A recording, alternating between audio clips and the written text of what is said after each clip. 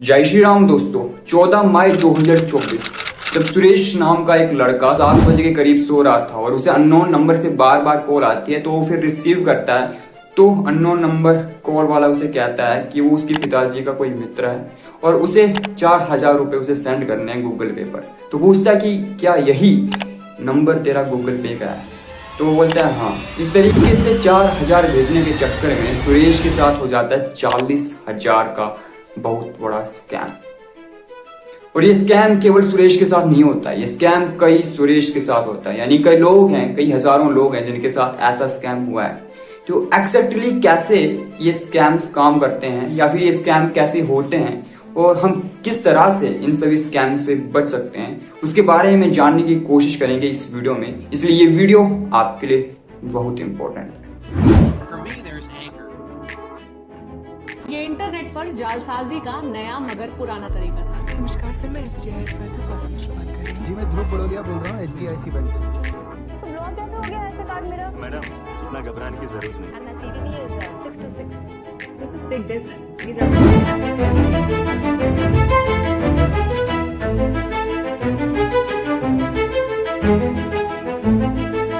अभी तक आपने बहुत सारे स्कैम्स के बारे में सुना होगा, बहुत सारे साइबर क्राइम के बारे में सुना होगा कि किसी ने खुद को फौजी प्रिटेंड किया तो उस तरीके से स्कैम करा, तो किसी ने QR कोड के जरिए स्कैम करा। लेकिन ये स्कैम उससे भी अलग है। यहाँ पर इंसान खुद को उसके रिलेटिव का ही एक रिश्तेदार बता रहा है या फिर उसके पिताजी का या किसी भी का नॉन बता रहा है और उस तरीके से ट्रस्ट क्रिएट कर रहा है और आपके साथ स्कैम कर रहा है।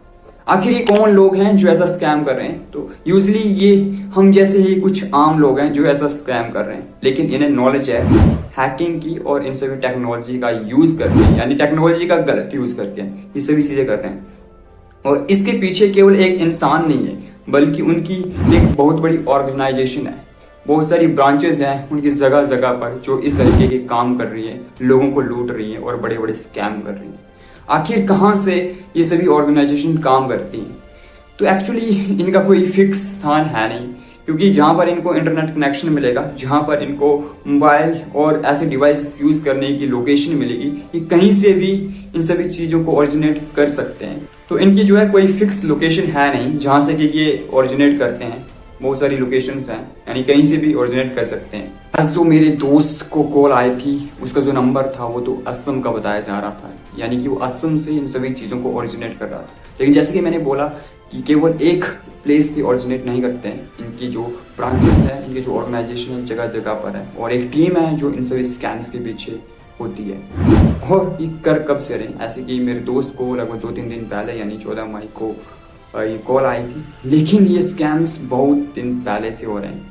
ये अब थोड़ा नया तरीका स्कैम करने का, लेकिन इससे पहले भी और भी ज़्यादा स्कैम्स हुए हैं जो कि साइबर स्कैम्स थे, जो आपने देखे भी होंगे और शायद आप में से भी कई लोगों के साथ स्कैम हुआ हो।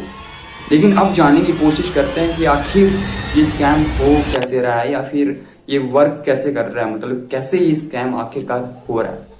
तो सबसे पहले ये क्या करेंगे कि आपको कॉल करेंगे, यानी सबसे पहले आपको एक अननोन नंबर से कॉल आएगी, फिर आपके अंदर एक ट्रस्ट बिल्ड किया जाएगा इस तरीके से कि मैं आपके पिताजी को जानता हूँ, उनका मित्र हूँ या कुछ हूँ, या किसी दूसरे आपके रिलेटिव को, आपके भाई को, बहन को। और फिर कहा जाएगा कि आपको जो है उन्होंने कहा है कि पैसे भेजने हैं, तो जो आपका ये नंबर है, क्या यही नंबर आपका गूगल पे का नंबर है?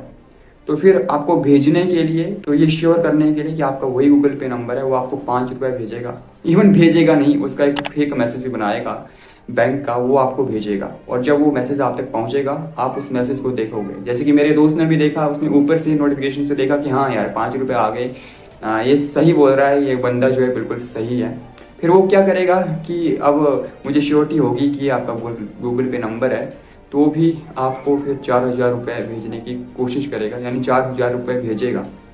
जैसे कि उसने कहा था कि मैंने 4000 रुपये भेजने हैं, आपके पिताश्री ने कहा है, तो वो 4000 रुपये भेजेगा। लेकिन यहाँ पर वो एक्चुअली में बात को पलटेगा, यानी कि थोड़ा सा स्कैम करेगा। और वो स्कैम क्या होगा, 4000 की जगह आपको 40,000 भेज देगा और कहेगा कि एक जीरो मेरे से एक्स्ट्रा लग गई है, मैंने 4000 भेजना था, मैंने 40,000 भेज दिया गलती से, तो जो मैंने एक्स्ट्रा पैसा भेजा उसे मुझे वापस कर दो।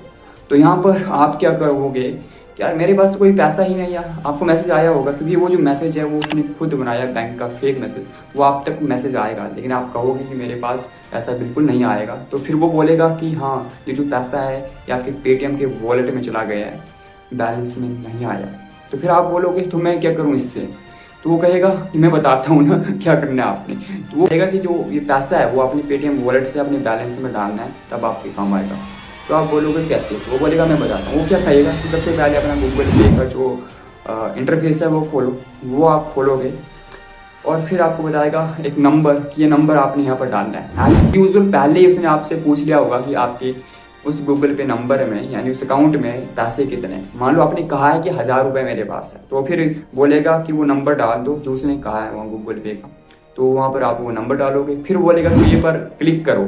आप क्लिक करोगे, फिर वो बोलेगा कि मेरा ये कोड है 995, ये आप वहाँ पर डाल दो। आप वो डाल दोगे और जैसे ही वो डालोगे आप बोलोगे, और जैसे ही आप वो डालोगे वो कहेगा आपको इतना ज़्यादा मैनिपुलेट करेगा, इतनी ज़्यादा अर्जेंसी क्रिएट करेगा, इतना ज़्यादा ट्रस्ट क्रिएट करेगा, इवन कॉल पर ही वो होगा, लगातार आपको बता रहा होगा ऐसे करना, और आप अपने माइंड का यूज़ ही नहीं कर पाओगे उस टाइम कि आखिर मेरे साथ हो क्या रहा है।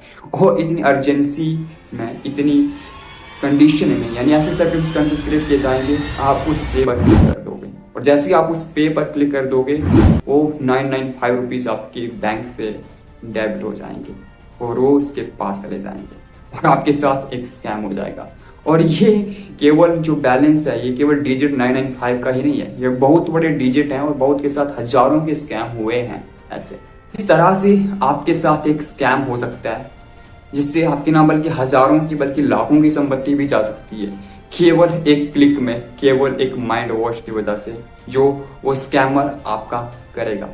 तो अब मेन पॉइंट आता है दोस्तों कि आखिर ये स्कैम तो हो रहे हैं, लेकिन हम इन स्कैम से कैसे बच सकते हैं, यानी खुद को किस तरीके से हम इन स्कैम से प्रिवेंट कर सकते हैं।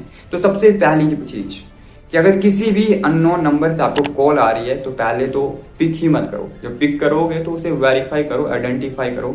किसी पर ऐसे ब्लाइंडली ट्रस्ट मत कर लो कि मेरे पिताजी का नोन है या किसी का भी नोन है, क्योंकि इस जमाने में कुछ भी हो सकता है। और दूसरी चीज, जैसे कि वो जो एसएमएस उसने क्रिएट करे थे वो फेक थे बैंक के, तो उन एसएमएस को भी देखो भाई कि जो बैंक के एक्चुअल में एसएमएस होते हैं वो कैसे होते हैं, और जो उसने फेक एसएमएस बनाए थे वो कैसे हैं। और तीसरी चीज, कभी भी पिन मत लगाओ।